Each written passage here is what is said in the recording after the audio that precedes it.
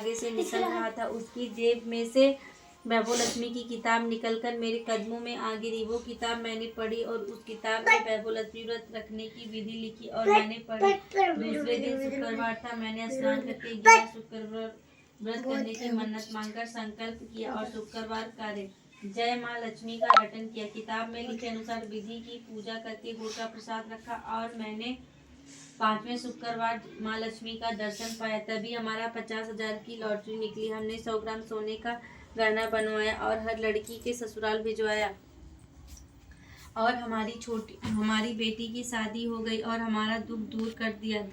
जय धन लक्ष्मी। खोए हुए हीरे वापस मिले। मेरे पति हीरे की दलाली करते हैं। अचानक एक दिन मेरे पति का एक हीरे के पैकेट खो गए और मैंने और मेरे पति बहुत दुखी थे। उसी दिन मेरी सहेली ने कहा, बहन आप वैभवलक्ष्मी व्रत करने की मन्नत मांगी, माँ वैभवलक्ष्मी आपकी चिंता पूरी करेंगे। मैंने सारी रात में माँ लक्ष्मी का रटन किया और सुबह हमें पैकेट ढूंढने निकले और हमारे हीरे का पैकेट मिल गया। जब शुक्रवार आया तब हम दोनों ने व्रत शुरू किया और पूरे किए। उद्यापन विधि में हमने आपके वहाँ से 21 वैभवलक्ष्मी व्रत की पुस्तक लेकर 21 पुस्तक को उपहार में दी। चोरी हो गए गहने वापस मिले। नीला बहन के घर से उनके नौकर ने गद्दे के नीचे से गहने चोरी करके ले गया। नीला बहन अपनी माँ के पास गई और माँ को यह रोते रोते बताया। माँ ने कहा, बेटी जो हुआ सो हुआ। तुम माँ वैभवलक्ष्मी व्रत करने की मन्नत मांगी। नीला बहन ने माँ वैभवलक्ष्मी व्रत कथा की पुस्तक उपहार में बांटने की मन्नत मांगी। नीला बहन ने थाने में रिपोर्ट लिखवाई और दूसरे दिन चोर पकड़ा गया। नीला बहन ने 11 वैभवलक्ष्मी व्रत की पुस्तक उपहार में बांटी और अपनी मन्नत पूरी की। ऐसी है वैभवलक्ष्मी व्रत का प्रभाव। बिजनेस अच्छा चलने लगा।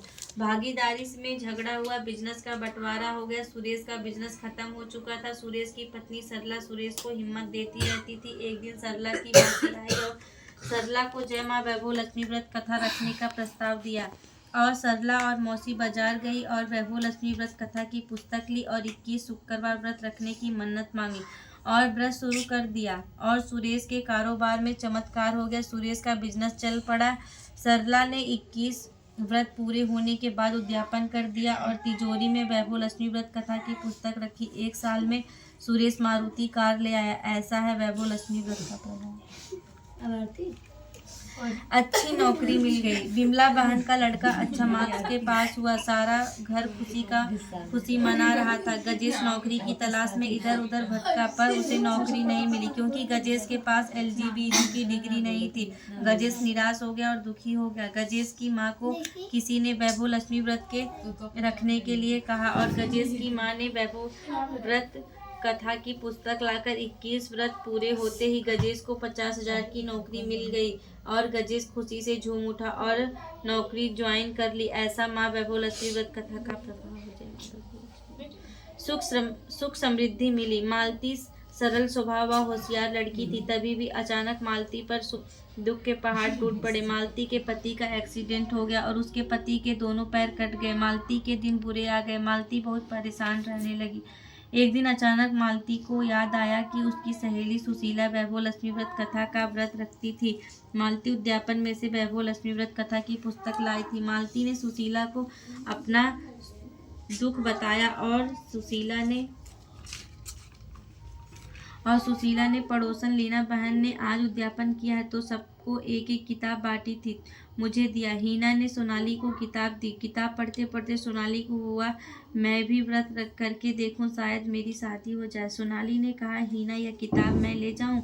हाँ, उम्र बढ़ती जाती है और दिल बैठा सा जाता है। तेरी बात सच्ची है और दिल बैठ सा जाता है।